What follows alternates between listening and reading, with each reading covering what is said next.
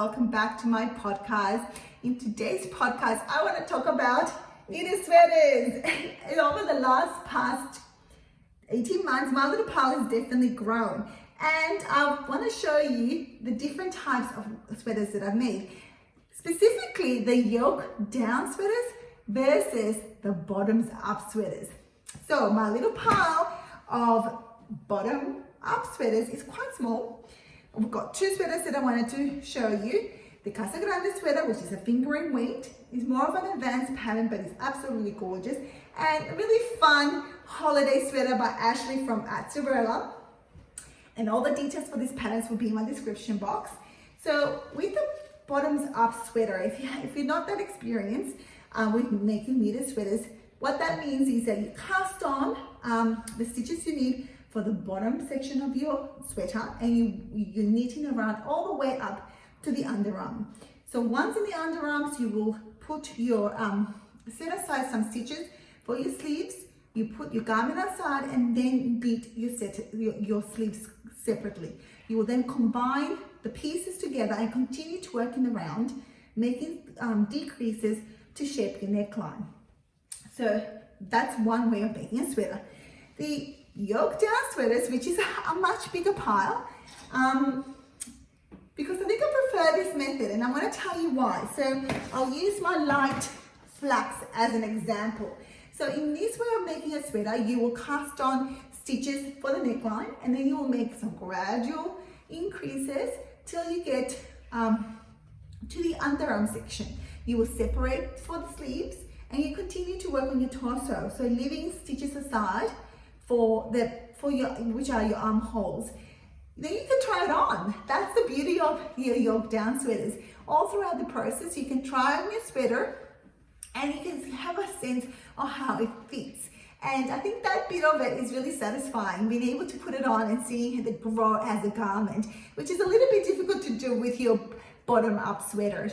So once you finish your torso, you have the decision to make whether you want to leave it short sleeve, like what I did with the Panglossian sweater that I'm wearing. I decided to make it in cotton, and so that I can wear it in spring in the summer months.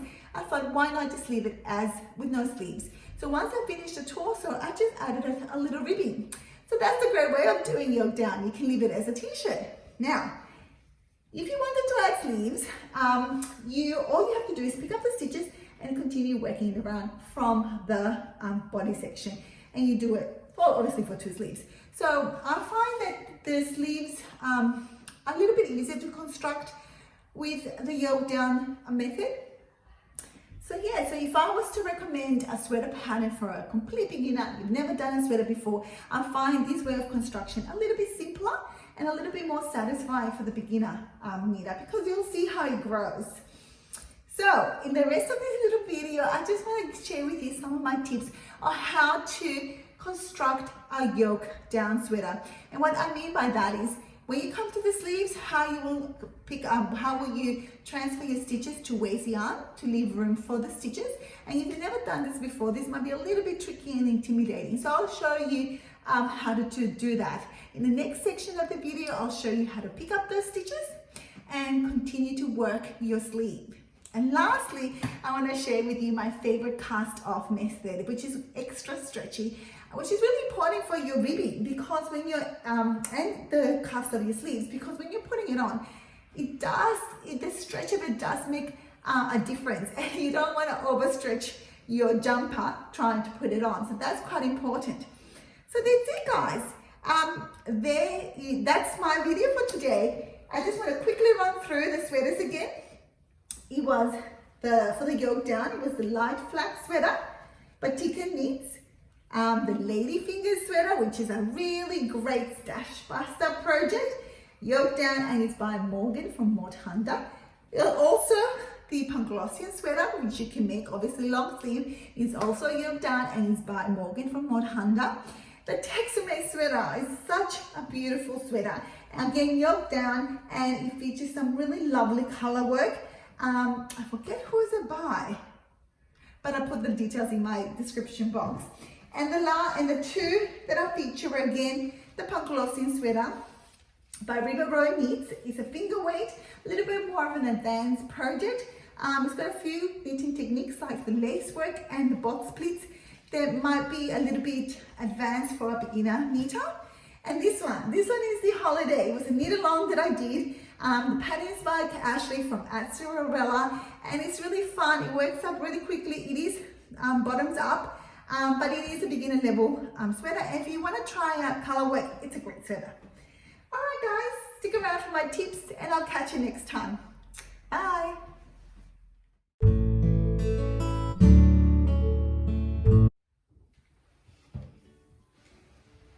Guys, so I've come to a very exciting part of my sweater. I'm making the Flax light sweater by TincanKnits, and it's time to separate the sleeves, which if you haven't knitted a sweater before can be a little bit daunting, but it is just so easy. So I've already done one, that's already done, and I'm about to do the next one. What you'll need is a tapestry needle with some yarn, your waist yarn, that is about the same weight as what you're knitting your garment with. So mine's a figurine weight yarn, so I'm using some 4-ply cotton, which is very similar weight. So I've come to my other sleeve and about to slip my stitches. So it is so simple. It's just basically slipping your stitches purlwise.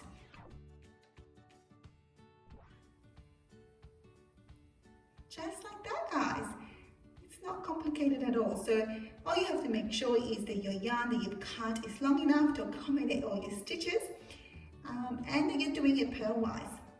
Just drop the stitch, not to worry. So when you're doing it purlwise, it is in the right orientation, so when you pick up your stitches, they're ready to go.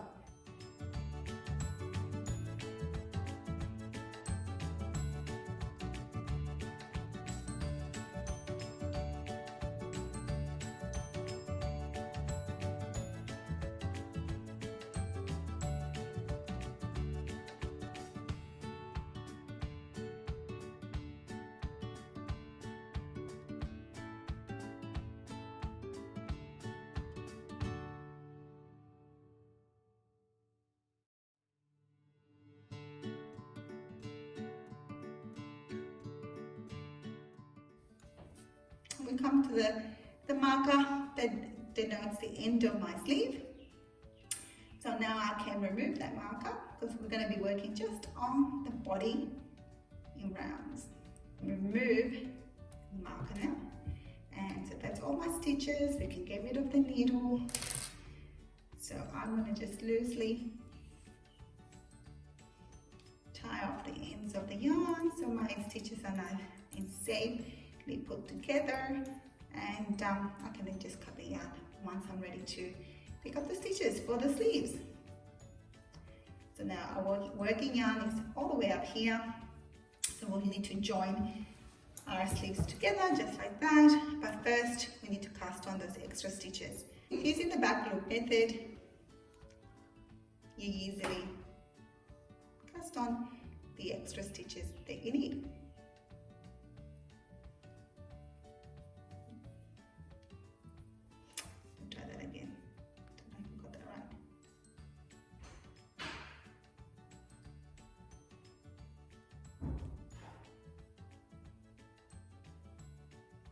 Try to be in frame. Last time I did a video and it was for the first sleeve, it was completely out of frame and you couldn't see my fingers. So this is not the ideal cast on you would use normally when you're starting up around, you're starting casting on a project, but it is very handy when you have to add extra stitches to your work.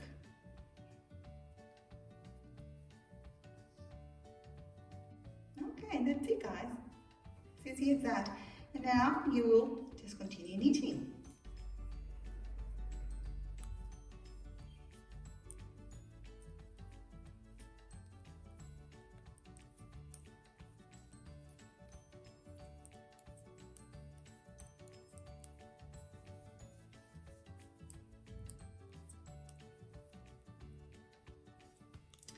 And it's just that simple. I guess we'll continue to work in the rest, but there you are. I've just split my sleeves and now it's looking like a full proper garment. Well, I hope that has been helpful. And yeah, then you too can knit your first sweater.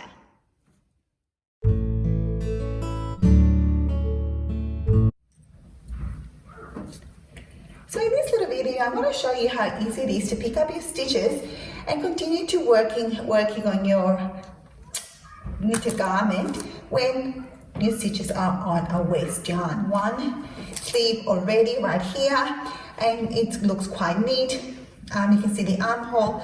You can hardly see the seam line. So I'll show you how easy it is. The sweater is the Panglossian sweater by Mod Hunter. Check her out. She does beautiful color work knit designs. Okay, so the first thing I'm going to do, this is my waist yarn. I've untied it, so it's ready to slip on. Now you can use circulars or double pointed needles. It's really your personal preference. I prefer working mostly with circulars. I know it's a little bit more fiddly, but I find that once my stitches are in the cord, within the cord, they are secure and I don't feel I'm going to lose stitches. Now, but again, you can easily divide your work with DPNs. I do use them when it becomes quite narrow work, so it's really up to you. I want to show you how to use my Knit Pros needles to pick up stitches. So if you slip them purl-wise, you should be able to just pick them up. Like if you're going to knit the stitch,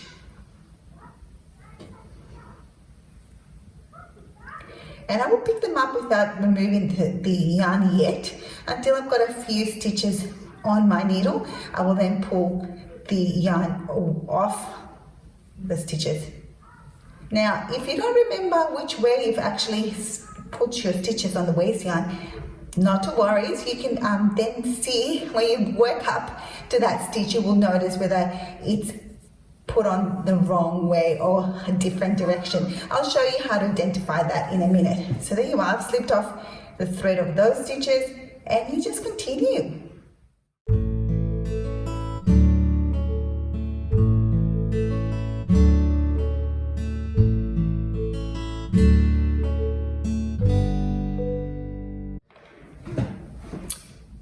Okay, so I picked up all the stitches that were on my waist yarn, and then I have these stitches which we cast on and continue to work on the body of our sweater or garment. So we need to pick those up as well. So grab the yarn that you're going to use. I'm going to use a contrast color for the ribbing. So depending on what your pattern suggests, follow the pattern, but I'm going to pick up the stitches with my contrast color. I'm going to use the magical loop method to pinch my work so I'm able to easily maneuver my way around it.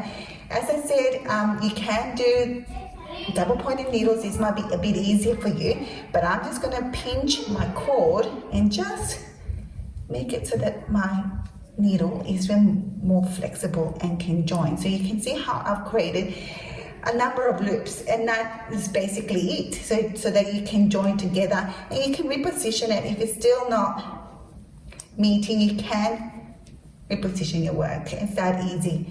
So it does look a bit fiddly, but it's actually quite comfortable to work with. I find the DPNs are a little bit more restricted. Let's pick up those stitches. So with your yarn that you're going to introduce, let's join it in, and I'll pick up my first stitch, and you just see it here. And remember to pick up as many stitches that you cast on. I'm going to leave a long tail for weaving later. So we will create stitches with your new yarn. The first stitch might be a little bit trickier. You can even use a crochet hook for this bit. There we are. Move on to the next stitch. Now your pattern will tell you when to put a stitch marker to mark the beginning of the round for your sleeve. I'm going to pick up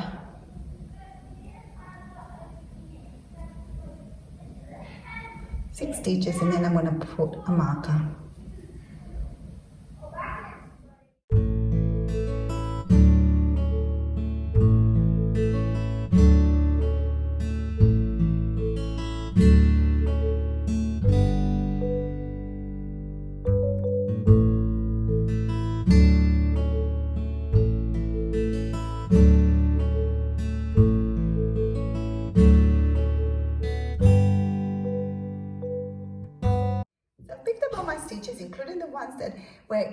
extra stitches cast on, and that's it. I can start continuing as the pattern tells me to knit. So I'm going to knit one row first.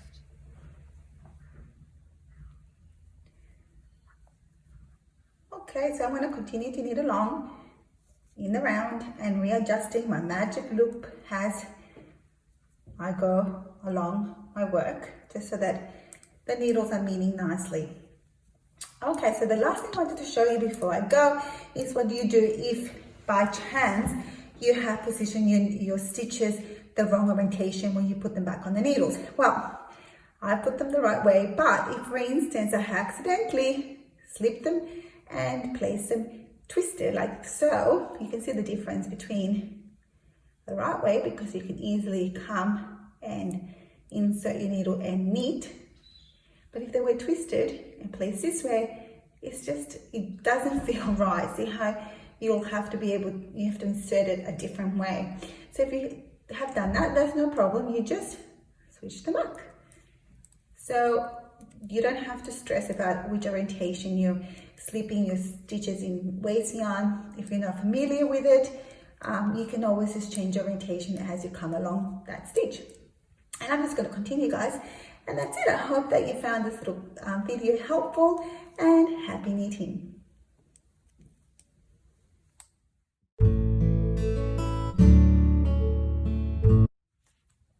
Hi guys. In this small video, I wanted to show you my favorite cast off method that gives you a stretchy finish. So my stretchy cast off method, there are a few around, but this is my favorite because I find it the most simple to follow. So why is the stretchy cast off method important? Well, it gives you a better fit. So especially this is important for socks, for necklines, and even the ribbing of your wrist. It just makes it more comfortable to put on. So I'm going to give you an example of the different cast off. So this is a socks. This is the vanilla socks, which I love. I wear them a lot. So the first sock I did was a normal cast off, and you can see that although there's a stretch in the ribbing, the actual cast off limits how much it will stretch. It's actually quite tight to put on. Once it's on, but this is a little bit uncomfortable to fit into my foot. So in the second sock that I did, I learned that it's better to do a stretchy cast off, and you can see that the ribbon stretches, and so does the cast off finish. So that's really good. It gives you a really lovely stretch, and it is super easy to put on. So I definitely think a stretchy cast off is important for socks and for quite a few other items. So I'm going to show you how to do it. It's super easy. So I've got my light flax sweater that is ready to cast off the body. So it's a knit one, purl one ribbing. And I'm just up to doing another knit. So I've already started to cast off, and I'm just going to knit the next stitch. And here we are. So usually what you will do is you will slip the previous stitch over the one you just created. In the stretchy cast off, you usually have one extra step, and in this case we're going to knit the two together. And how we do that is we'll put our left needle all through both the loops at the front, just like so. Make sure you got them both. There you are. And then we knit them together. Make sure you've got them both properly.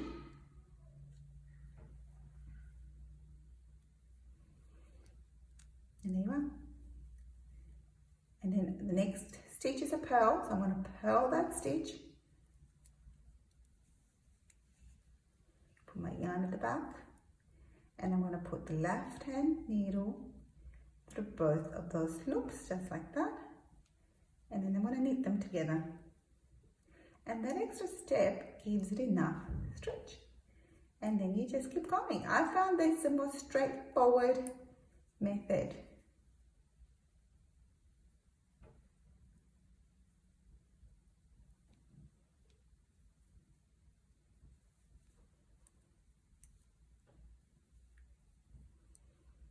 And of course, cast off in pattern.